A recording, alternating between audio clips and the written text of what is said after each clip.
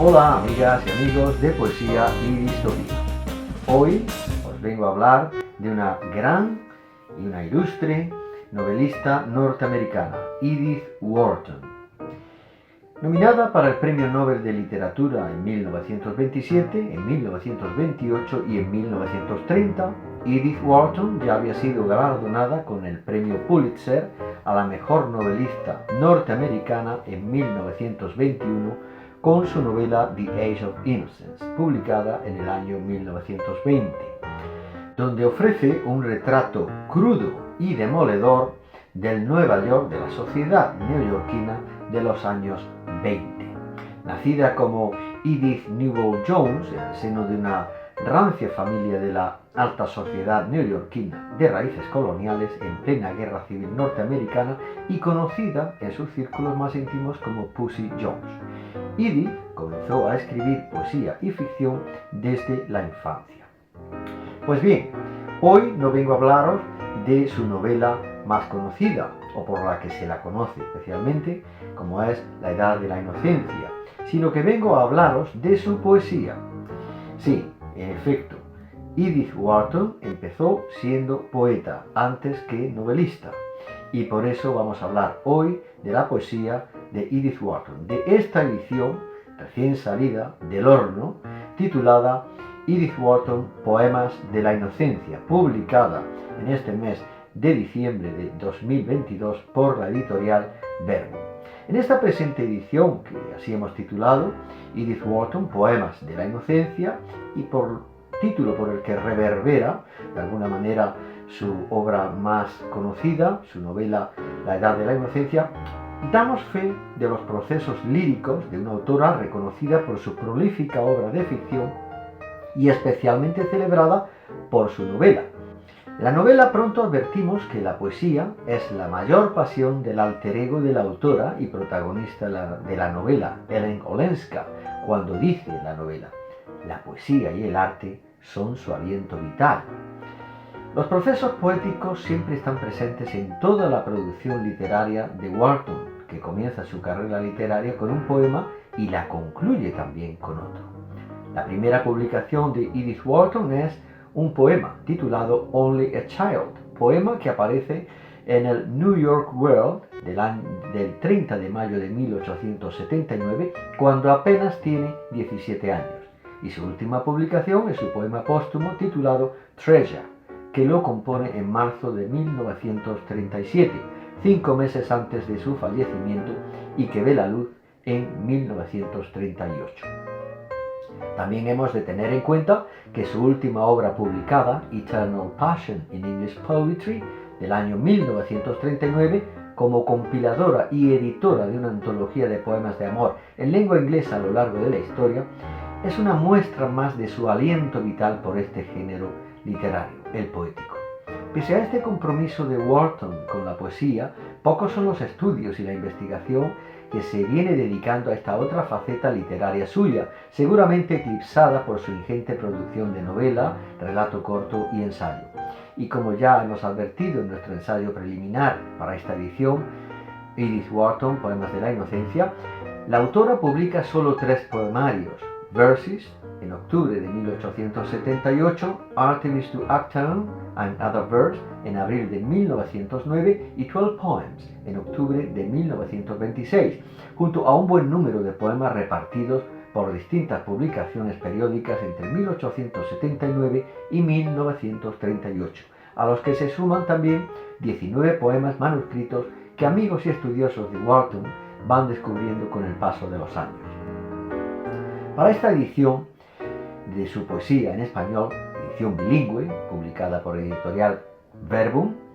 por cuestiones de espacio nos hemos visto obligados a realizar una concienzuda selección de los procesos líricos de Edith Wharton que estimamos mejor definen la psicología de la autora a través del verso. Y para ello hemos seguido el orden cronológico de los 3 poemarios y añadido el orden que en su día establece el ensayista y novelista americano Louis Auchincloss, en su edición titulada Edith Wharton Selected Poems del año 2005. Por tanto, tras los poemas escogidos de los 3 poemarios, continuamos con los 2 apartados que Auchincloss incluye, and Collected Poems, poemas no reunidos en títulos de poesía, pero sí publicados en distintas revistas o publicaciones periódicas entre 1879 y 1938. Y finalmente, los 17 poemas que Auchincloss incluye como Manuscript Poems, 1881-1915, también han sido incluidos. A esta última sección le añadimos para la nuestra 3, si bien hay que tener en cuenta que estos 3 poemas, que en su día Auchincloss no los había incluido en la suya, sí los incluimos aquí. Y estos son los títulos: The Apollo and Marsyas of Perugino, rescatado del olvido por Gianfranco Balestra, presumiblemente escrito por Warton en 1919. Otro poema, Counting the Stars, poema de Goldman Price, que Goldman Price saca a la luz en su artículo titulado Young Edith Jones, Sources and Tests of Early Poems by Edith Wharton, y que posteriormente incluirá en su edición Selected Poems of Edith Wharton del año 2019. Y el tercer poema, también manuscrito y sin título, que añadimos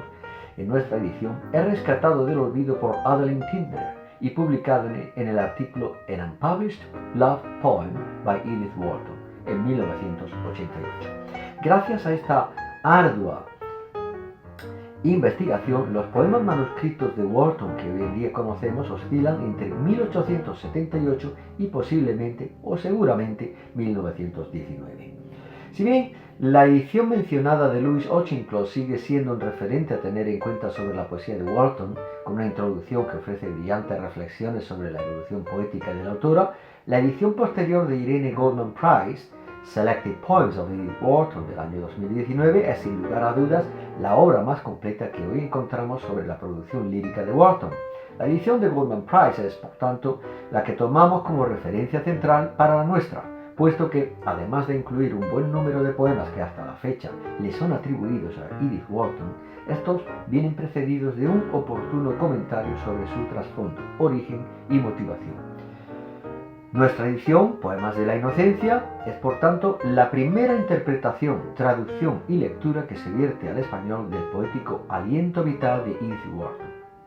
en cuyos procesos líricos hemos advertido la pureza y transparencia de un alma sensible, desnuda y desprovista de oropeles académicos, cualidades que suelen hacerla a veces víctima, unas veces de la mirada reaccionaria del mundo que la rodea y en otras ocasiones del amor traicionado que la poeta vive en la piel de otras mujeres y en su propia carne, haciendo de la inocencia un pilar central de su poesía entre dioses y diosas griegos, pasando por la historia del arte, visitando paisajes de ensueño, invocando cantos y reviviendo amores rotos y demás miserias del mundo, como cuando dice en el poema Rafael to the Fornarina, Rafael a la Fornarina,